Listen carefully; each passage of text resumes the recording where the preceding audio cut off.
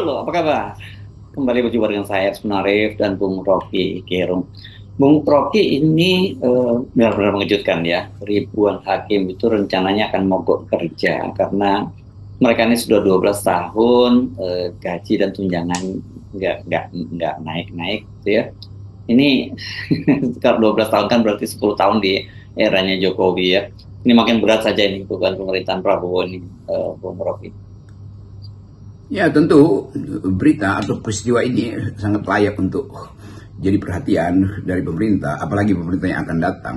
Karena kalau hakim sudah protes terhadap keadilan, itu artinya hal mendasar yang jadi tumpuan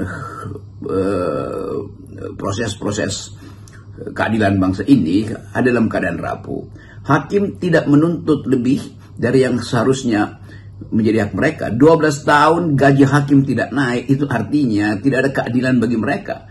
Mereka yang ada di pelosok-pelosok yang saya mengerti keadaan itu karena saya mengajar di lembaga pendidikan Mahkamah Agung ini yang dipimpin oleh Dr. Syamsul Arif, dan dimungkinkan saya untuk mengerti ribuan hakim itu berteriak setiap kali saya masuk kelas, berteriak secara akademis tentu, tentang kondisi penghargaan terhadap profesi itu tuh.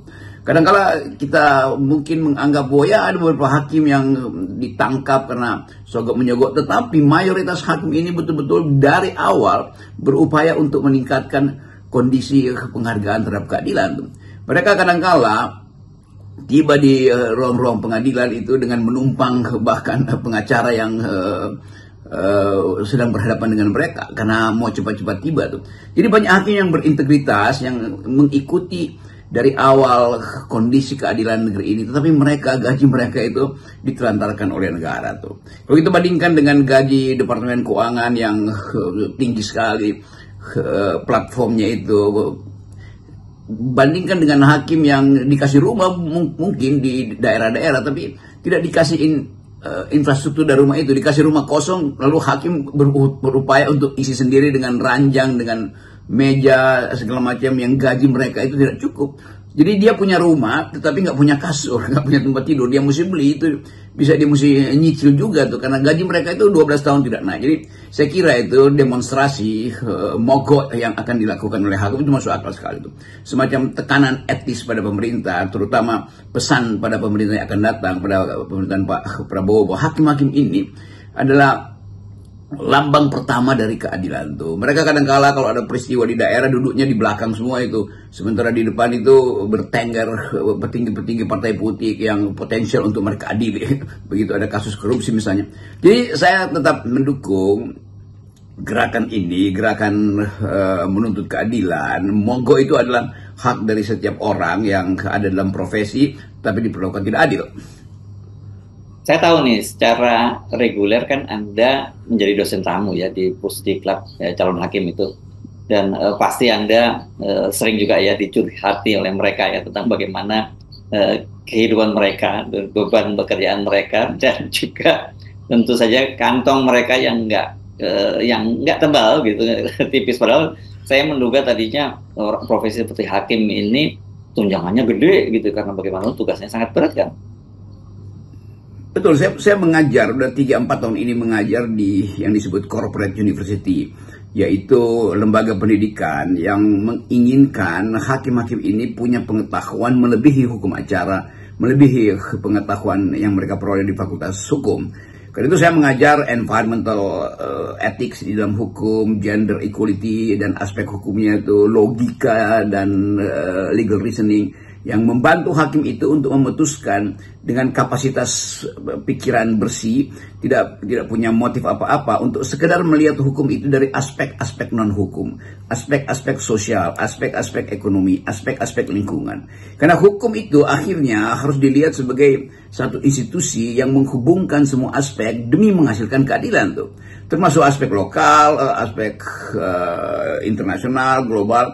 Jadi yang dilakukan oleh Mahkamah Agung melalui lembaga pendidikan merupakan percobaan yang serius untuk menghasilkan hakim yang bermutu, merupakan satu upaya untuk menghasilkan kurikulum ekstrakurikuler yang sifatnya komprehensif. Jadi kalau saya lagi mengajar misalnya tentang logika hukum, tentang penalaran hukum, terlihat bahwa hakim-hakim ini berupaya untuk mendapat semacam peralatan untuk masuk mendalami kasus itu di luar terminologi hukum.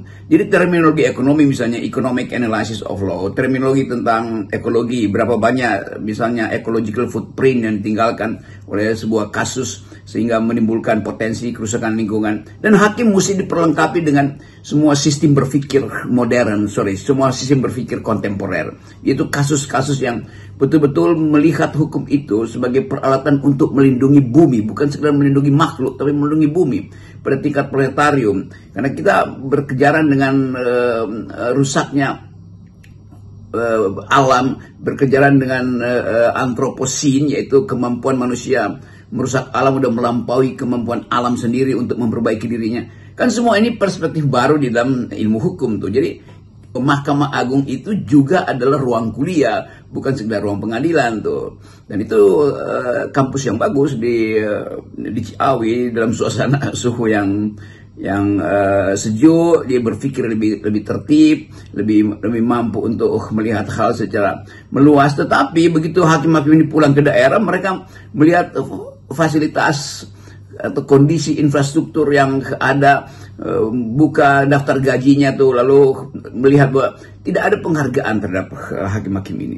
Jadi mereka dibekali dengan perspektif keadilan, tetapi mereka merasa tidak diperlakukan adil oleh negara. Jadi hak mereka untuk demonstrasi dalam bentuk mogok itu saya dukung sepenuh hati. Ini kalau sampai 12 tahun nggak naik tunjangannya juga, ini gaji dan tunjangannya, dan kemudian gajinya juga kecil. Ini kan keterlaluan ya, apalagi kan beban berat dan kewajiban mereka ini kan juga sangat berat dan sering disebut sebagai mulia gitu ya, menegakkan keadilan, profesi yang sering disebut sebagai wakil Tuhan di bumi gitu. Kok gajinya sedikit? Saya mengerti manajemen untuk menghasilkan hakim yang bermutu tuh. Tadi soal kurikulum yang harusnya diperbaiki, dan itu mulai dilakukan oleh lembaga pendidikan Mahkamah Agung ini, disebut sebagai corporate university dari Mahkamah Agung. Tetapi juga data yang tersedia itu harus disimpan dan ditata secara modern supaya bisa diakses oleh publik.